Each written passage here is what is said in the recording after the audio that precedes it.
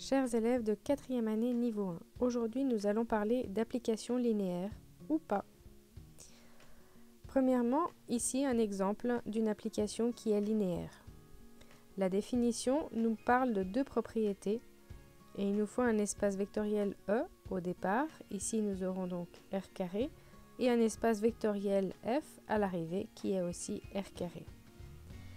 On va se demander quelle est la transformation par F. Donc on a un espace vectoriel R carré qui a des couples de type x1, x2 et qui transforme cela en additionnant les deux coordonnées pour la première et en mettant un moins devant la deuxième. Cette transformation s'appelle F. Elle est linéaire, il faudra donc démontrer les deux propriétés. Premièrement, on va prendre un U. Un U au départ est de la forme x1, x2. Il se fait transformer par l'application. Attention, la flèche, pour un élément vers un élément, il y a un petit trait, alors qu'un ensemble vers un ensemble, il n'y en a pas. On va donc utiliser un U pour le départ, un U qui sera de la forme comme on a vu juste avec les X, mais en U, avec donc U1, U2. Transformé, il devient F de U. Et donc c'est quelque chose de la forme U1 plus U2 et la deuxième coordonnée moins U2. On va prendre un V, toujours au départ dans R carré, et on va transformer ça par F, qui donnera donc F de V. Et on a toujours l'addition des deux premières coordonnées pour la première et moins la deuxième pour la deuxième coordonnée.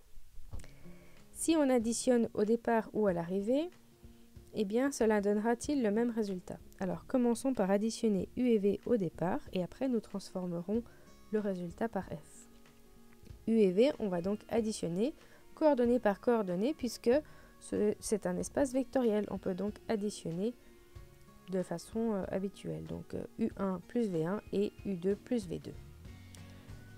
De l'autre côté, on avait déjà F de U et F de V. On va donc aussi additionner coordonnée par coordonnée puisque nous sommes aussi dans R2 et aussi donc dans un espace vectoriel. Donc U1 plus U2 plus V1 plus V2 et moins U2 moins V2. Maintenant, le U plus V, il va falloir le transformer par F. On obtiendra donc F de U plus V. F de U plus V, donc on va prendre la première coordonnée. Qu'est-ce qu'on fait? On l'additionne à la deuxième, ça donnera la nouvelle première coordonnée. Et ensuite, pour la deuxième nouvelle coordonnée, on devra simplement mettre un moins devant.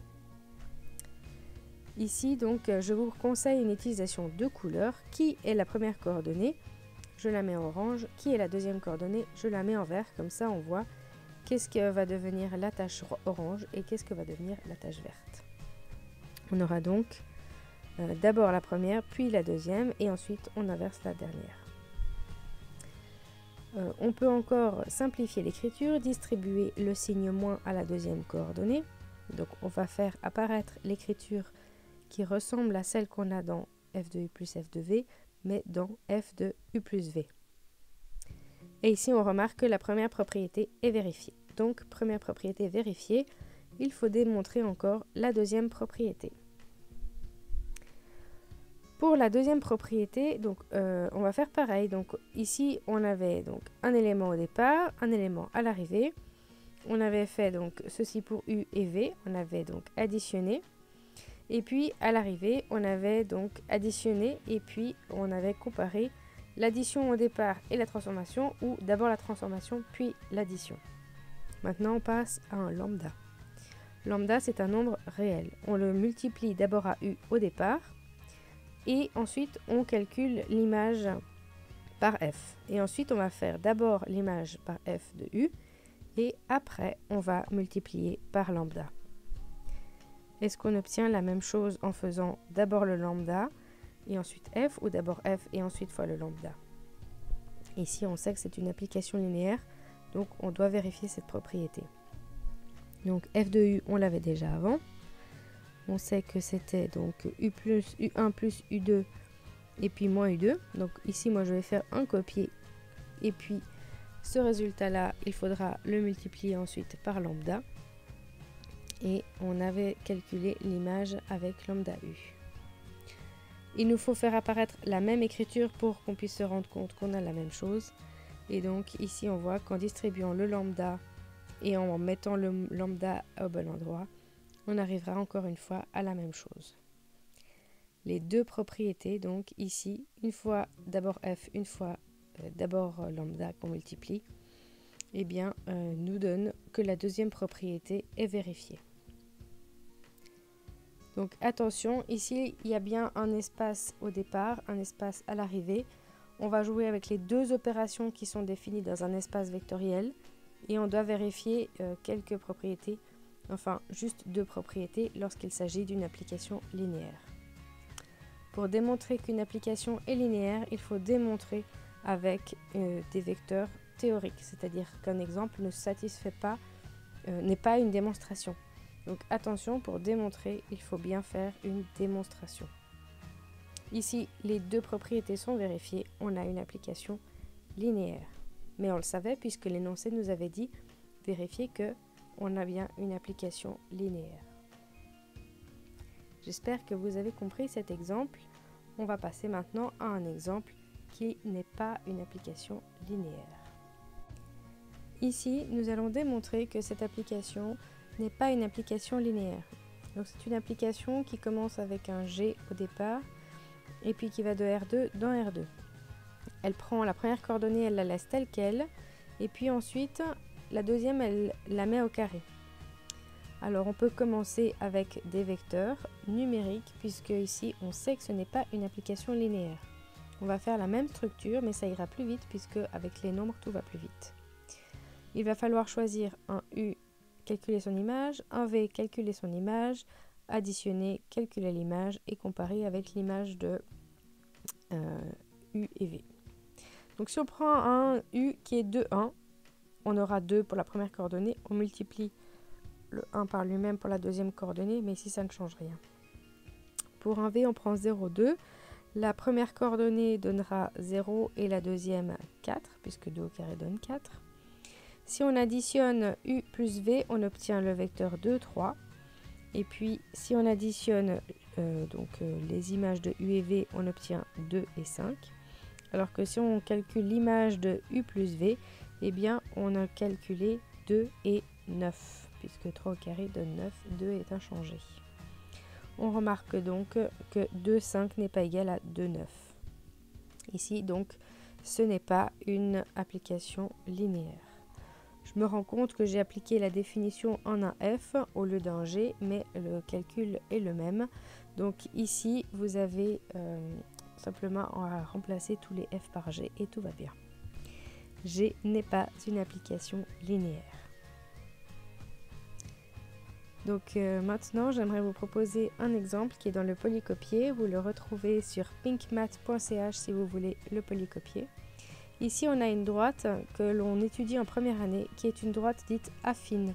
Et donc, normalement, on dit qu'elle n'est pas linéaire. On aimerait donc voir que cela ne satisfait pas à cela. Il y a donc plusieurs façons de procéder. Ici, comme on ne le sait pas, on n'est pas sûr, on a une intuition, on peut partir sur une démonstration avec un U. Et puis, on peut réfléchir donc comme si on se dit, peut-être c'en est une de linéaire. Et on peut définir donc un U et son image. Premièrement, posons-nous la question de l'espace de départ et d'arrivée. Donc ici, le R du départ, c'est E, et le R d'arrivée, c'est F. Un élément U, qu'est-ce qu'il fait?